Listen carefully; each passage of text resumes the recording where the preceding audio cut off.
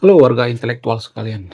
Ternyata Aceh itu adalah salah satu provinsi dengan peningkatan HIP terbesar di Indonesia, guys. Wow, luar binasa. Nah, yang jadi pertanyaan, kenapa bisa seperti itu? Bukankah Aceh itu adalah bukan negara ya, sorry, provinsi yang dikasih wewenang, yang dikasih bersyariat Islam?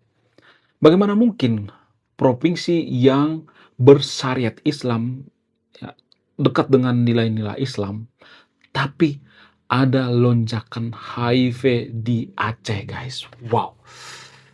Menurut saya ini sangat tidak masuk akal sekali, tidak bisa diterima dengan akal sehat. Jangankan akal sehat, akal kambing sekalipun ini nggak bisa diterima, guys. Bayangkan provinsi yang bersyariat Islam itu, tapi jumlah kenaikan kasus HIV di Aceh itu gila-gilaan, guys. Wow, luar biasa. Nah, yang jadi pertanyaan, kenapa bisa seperti itu? Bukankah di provinsi yang bersyariat itu mereka harus menggunakan hijab gitu? Nah, yang jadi pertanyaan, kenapa cuman kepala yang dihijabin? Kenapa yang di bawah perut nggak dihijabin gitu? Harusnya kan semuanya dihijabin gitu. Kenapa cuman di atas kepala doang yang dihijabin, tapi di bawah pusar atau di bawah perut tidak dihijabin? Apa alasannya? Apakah agama itu hanya topeng gitu? Apakah agama itu hanya sampai kerongkongan gitu? Apakah agama itu hanya modus gitu? Kemudian kalau misalnya Aceh ini pisah dari Indonesia, apakah Aceh ini bisa menjadi negara maju? Bagaimana kalau misalnya Aceh ini pisah dari Indonesia? Bukan berarti saya nyuruh yang nonton video untuk memisahkan Aceh dari Indonesia, tapi kalau misalnya Aceh pisah daripada Indonesia, apakah Aceh ini bisa setara dengan Singapura gitu, setara dengan Australia gitu menjadi negara maju? Apakah ini ada kemungkinan potensi ya menjadi negara maju? Kemudian akhir-akhir ini kalau saya perhatikan ya, Aceh itu gencar-gencarnya mereka sedang ya meneriakkan yang namanya, tentang bendera GAM gitu ya, kalau saya perhatikan. Nah, yang jadi pertanyaan, apakah ini pertanda bahwa Aceh itu akan pisah dari Konoha? Kemudian kenapa di Aceh itu sering terjadi bencana? Apakah karena banyaknya kasus HIV di Aceh? Apakah ini ada korelasinya gitu? Apakah karena di Aceh itu dugaannya banyak maksiat sehingga sering terjadi longsor, banjir, dan tsunami? Apakah ini berpengaruh atau tidak? Bagaimana fakta yang sebenarnya?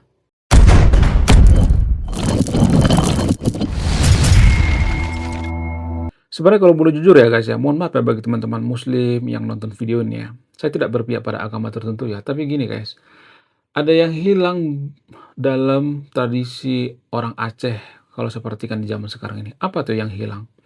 Yang hilang itu, rumah-rumah Aceh itu sebenarnya didesain untuk anti gempa. Jadi rumah adat Aceh itu kalau Anda jeli, kalau Anda perhatikan, itu tanpa paku guys.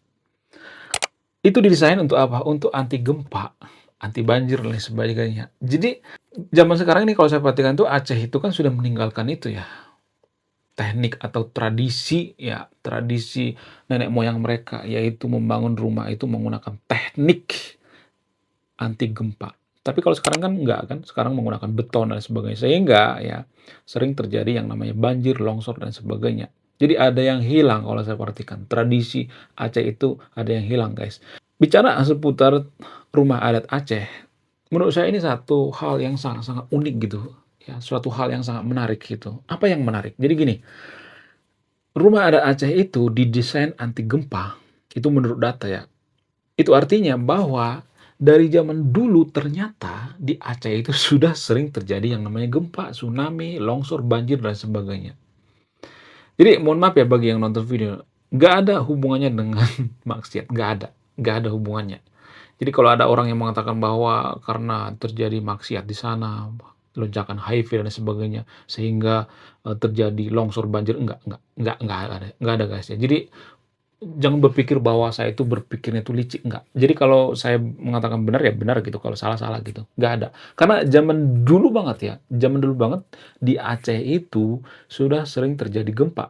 Apa buktinya? Buktinya ya rumah adat Aceh itu sudah didesain anti gempa. Itu artinya nenek moyang atau ya leluhur orang-orang Aceh itu sudah mempelajari kondisi geografis daripada Aceh itu sendiri. Ya, sehingga nenek moyang Aceh itu menurunkan yang namanya rumah adat anti gempa. Itu yang hilang kalau saya perhatikan. Nah, yang jadi pertanyaan, saya cuma bertanya ya, saya tidak memberikan jawaban ya. Kenapa tradisi Aceh sekarang ini hilang? Apa alasannya? Apakah ini dipengaruhi oleh agama gitu? Apakah ini karena pengaruh daripada agama dari luar gitu ya? Misalnya nih ya, agama luar mengatakan, "Oh, nenek moyang kita itu adalah menyembah berhala. Nenek moyang kita itu sesat, masuk neraka." Ya, tradisi-tradisi nenek moyang kita itu adalah tradisi, perdukunan gitu, mistik dan sebagainya. Bangun rumah itu nggak pakai paku, itu kan mistik. Nah, apakah ini pengaruh gitu? Apakah ini mempengaruhi atau tidak? Ya dipengaruhi oleh agama dari luar gitu ya, agama Samawi misalnya ya. Agama Samawi mengatakan bahwa, "Oh, bangun rumah seperti leluhur itu sama seperti berhala. Oh, itu tindakan berhala. Oh, itu mistis. Oh, itu ada jampi-jampinya dan lain sebagainya." Apakah ini dipengaruhi atau tidak? Kemudian kalau saya perhatikan agama sekarang yang dianut oleh orang-orang Aceh itu ya, kalau saya perhatikan itu kan budayanya itu kan bukan budaya Aceh lagi ya. Walaupun ada semacam sinkrenitas, tapi overall ya, pada umumnya kalau saya perhatikan itu, orang Aceh itu menganut yang namanya agama, Arab gitu ya, kalau saya perhatikan, atau budaya Arab ya, kalau saya perhatikan. Jadi ada semacam degradasi gitu ya, secara tidak langsung ya. Nah, yang jadi pertanyaan, apakah ini dipengaruhi oleh agama itu sendiri gitu? Ya, kalau misalnya ada yang mengatakan, "Oh, ini nggak ada berpengaruh sama agama," gitu. Tapi kan agama dengan budaya itu kan menyatu. Jadi kalau kita jeli, kalau kita perhatikan, agama Islam dengan budaya Islam itu menyatu, guys. Agama Islam dengan budaya Arab itu menyatu. Nggak ada pemisah. Sama seperti agama Yahudi misalnya.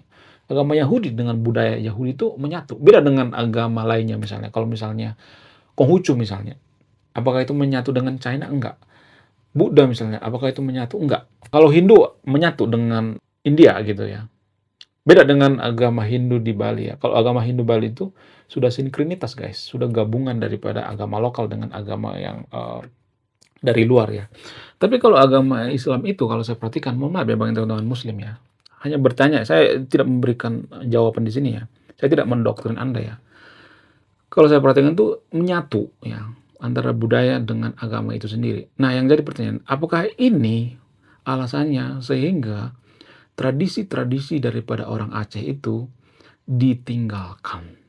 Karena apa? Karena ada budaya dari luar gitu, karena ada ideologi dari luar, sehingga ideologi atau budaya lokal itu ditinggalkan. Apakah ini ada korelasinya atau tidak? Silakan simpulkan sendiri, saya tidak akan menyimpulkan ya. Jadi kalau misalnya nih seandainya Aceh itu masih setia dengan, leluhurnya gitu ya, setia dengan tradisi-tradisi nenek moyang Aceh itu sendiri. Misalnya nih bangun rumah, ya menggunakan arsitektur anti gempa gitu ya. Kalau misalnya terjadi banjir, gempa, tsunami, dan lain sebagainya, apakah mereka akan selamat gitu? Jadi ini pertanyaan yang sangat luar biasa menurut saya pribadi ya. Karena gini guys, kita itu bisa terkena beton kalau gempa. Karena apa? Karena rumah kita tuh betonnya. Jadi banyak orang meninggal itu bukan karena goyangan daripada, gempa itu sendiri, tapi karena betonnya. Jadi beton itu, runtuh menimpa kita. Itu yang, kalau saya perhatikan ya. Tapi kalau rumah adat Aceh itu ya didesain untuk anti gempa. Kalau gempa itu kan karena pakai tiang ya, kemudian nggak pakai paku, ya kalau goyang ya seperti menari gitu ya, ya menari dengan gempa itu sendiri gitu, menyesuaikan diri dengan gempa itu sendiri gitu, ya. Ya cuman menari-nari doang gitu ya, nggak ini ya, nggak ada sesuatu hal yang vital gitu ya, kalau saya perhatikan.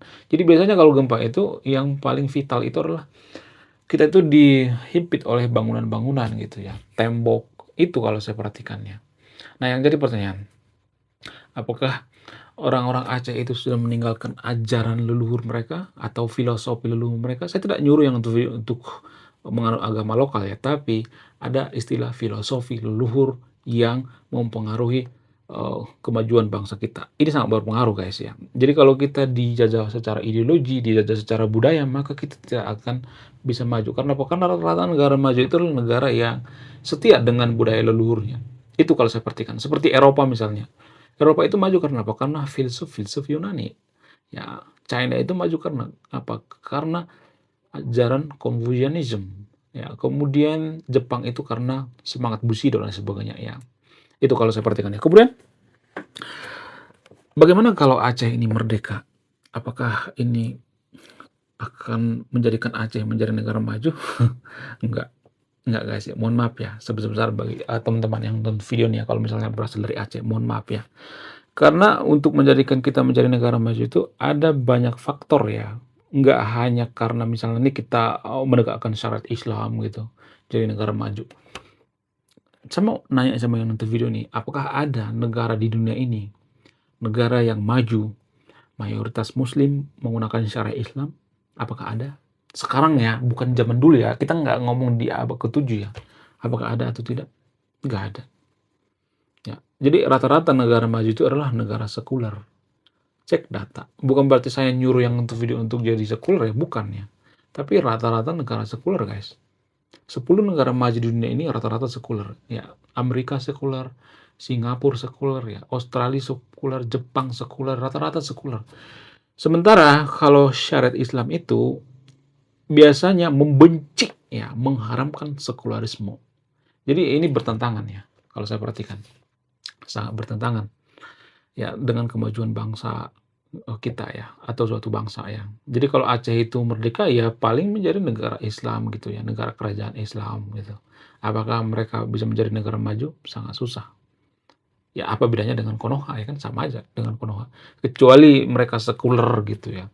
Tapi kan negara Islam itu susah jadi sekuler. Kenapa? Karena ajarannya tidak menuntut masyarakatnya untuk sekuler. Beda dengan agama Kristen. Agama Kristen itu didesain untuk sekuler ya.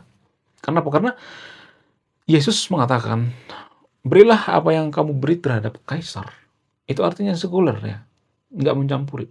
Tapi kan kalau agama mayoritas di Konoha itu atau agama muslim itu nggak seperti itu ya. Rahmatil alamin. Jadi artinya semua hal menyeluruh gitu. Cara makan, cara minum ya. Semua hal ya. Cara kawin, semua hal diatur ya. Cara berdagang, politik, dan sebagainya. Nah, terutama politik. Urusan negara dan politik itu diatur oleh apa? Diatur oleh agama itu sendiri. Jadi susah sekuler. Ya, kalau untuk menjadi negara maju itu ya harus sekuler ya, kalau saya perhatikan. Ya. Tapi kan kita tuh membenci sekularisme guys. Bukan berarti saya menyembah sekularisme, saya tidak menyembah sekularisme, tapi yang menurut data seperti itu. Kenapa sekularisme itu mempengaruhi kemajuan suatu bangsa? Alasannya sangat masuk akal. Jadi gini, kalau kita perhatikan negara maju itu kan memisahkan agama dengan negara ya. Jadi gini guys, salah satu yang paling urgent ya, politik identitas. Jadi negara sekuler itu sangat anti dengan politik identitas. Mereka nggak bawa-bawa agama. Nggak ada tuh istilah ya pakai peci, ya pakai sorban saat kampanye, nggak ada. Sehingga mereka fokus pada suatu hal yang inti, yaitu misalnya tentang integritas, kejujuran, kinerja. Jadi mereka fokus pada kinerja, bukan fokus pada apakah dia NU Muhammadiyah, apakah dia Syiah, apakah dia beragama mayoritas di Konoha, apakah dia Muslim, apa Kristen dan sebagainya. Nggak, itu nggak penting ya bagi negara sekuler ya. Cuman di negara kita itu sangat penting ya. Bukan berarti saya nyuruh yang terpilih untuk jadi sekuler ya, tapi itu salah satu contoh. Mengurangi yang namanya politik identitas. Jadi kita tuh munafik tahu sebenarnya. Konoha itu munafik. Kita tuh benci ya dengan politik identitas. Kita benci dengan Mas Anies yang menggunakan politik identitas misalnya. Tapi kalau kita disuruh jadi negara sekuler, kita nggak mau. Kita memusuhi sekularisme. Ya, kenapa? Karena kita tuh nggak mengerti gitu tentang ideologi. Dari kecil kita tuh nggak diajari tentang ideologi gitu ya. Kita nggak ada kemampuan untuk membaca, malas membaca gitu ya. Nggak ada rasa ingin tahu ya, ya apa sih pengertian daripada sekuler itu, apa sih komunis gitu, apa sih demokrasi dan sebagainya.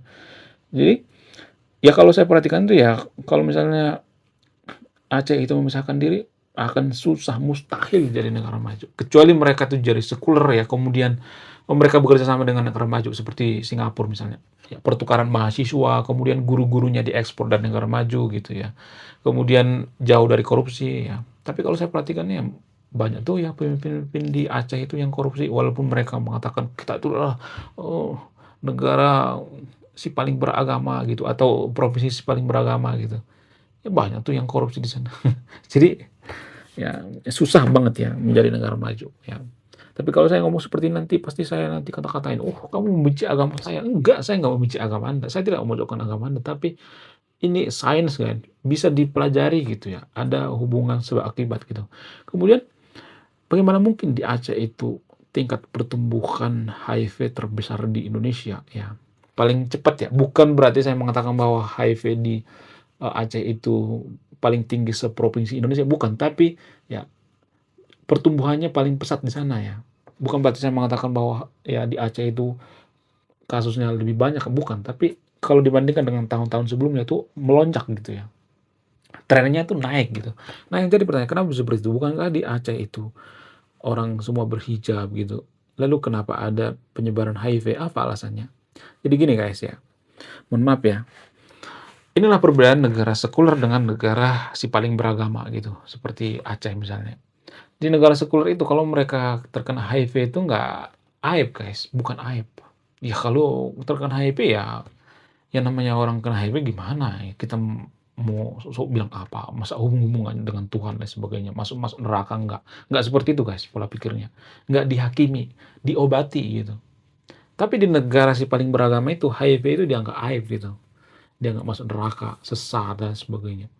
Jadi karena di negara si paling beragama seperti di Konoha atau di Aceh itu, karena mereka menganut yang namanya istilah negara bersyariat atau, provinsi bersyariat, kalau mereka ketahuan HIV itu, mereka akan dihukum cambuk, itu dinyatakan aib, sehingga mereka menutupi gitu. Ya, misalnya nih ada seorang bapak nih ya, misalnya terkena HIV, misalnya dia melakukan emprot-emprot misalnya nih ya, di lokalisasi atau open bobo misalnya nih ya, ada seorang bapak open bobo misalnya, dia terkena HIV misalnya. Nah, ketika dia terkena HIV, dia nggak mau gitu ya, ngasih tahu ke istrinya, ke anaknya, ke siapapun itu HIV. Sehingga itu nular ya ke anaknya, nular ke istrinya gitu. Melalui cairan-cairan yang dari mulutnya gitu kan. Dia ngecium anak kecil juga bisa terkena HIV kan, karena ada cairan-cairan gitu. Kemudian dari jarum suntik juga bisa ya, itu berpengaruh juga ya. Nah, kalau mereka menderita HIV itu mereka nggak ngasih tahu, sehingga pertumbuhannya itu cepat gitu. Itulah kelemahannya kalau suatu provinsi itu menganut si paling, bertuhan gitu ya, si paling beragama. Itu kalau saya perhatikan ya. Jadi kadang kala ya, mohon maaf ya, agama itu bisa mempengaruhi kemajuan suatu bangsa. Bukan kadang kala, emang sangat mempengaruhi, agama sangat mempengaruhi kemajuan suatu bangsa. Kalau agama atau tradisi dalam beragama itu, misalnya tidak, mendukung kemajuan suatu bangsa seperti ini, misalnya seperti yang di Aceh ini ya.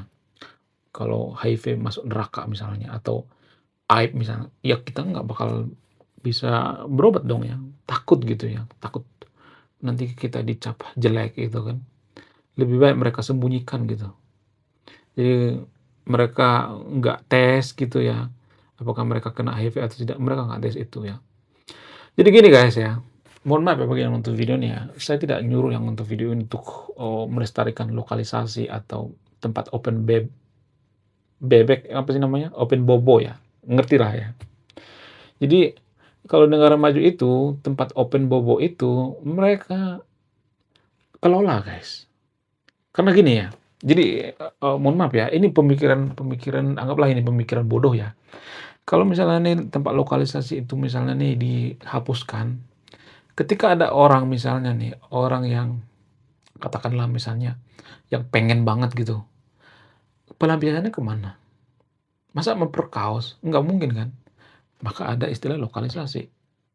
Kemudian kalau lokalisasi ini dihilangkan gitu ya, misalnya berpindah ke aplikasi ijo misalnya ya, ya kan, tahu sendiri kan aplikasi ijo, kita sama-sama dewasa ya. Jadi maka nggak bakal bisa dideteksi oleh negara gitu atau pemerintah.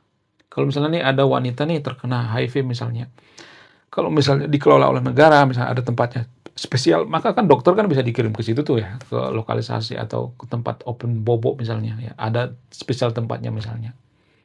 Ya, katakanlah misalnya, tempatnya ini misalnya, pro bono misalnya atau prodeo atau apalah gitu ya, atau hotel misalnya ya, hotel melati misalnya ya. Contoh misalnya ya, ini contoh ya bukan berarti saya mengatakan ini ya, misalnya di situ nih tempatnya nih, misalnya nih tempatnya, maka dokter kan bisa didatangin ke sana, sehingga kalau ada orang yang terkena HIV ini bisa diberantas gitu, bisa dipisahkan gitu, sehingga orang lain nggak ada yang kena gitu. Kita nggak mau mengakui hal seperti ini kan, kita tuh nggak cukup dewasa mengakui hal seperti ini, tapi kita lakukan gitu, munafik kan sebenarnya kita itu. Kalau negara maju nggak seperti itu.